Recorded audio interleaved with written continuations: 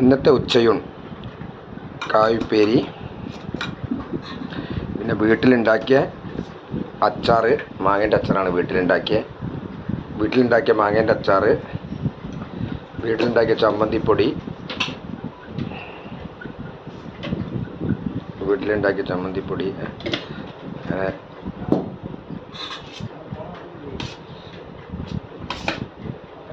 ചോറ്, പിന്നെ ചക്കക്കുരു മുരിങ്ങാക്കായ് കറി,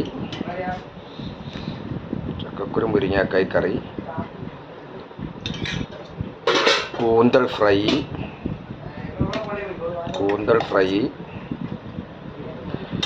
പിന്നെ മീൻകറി,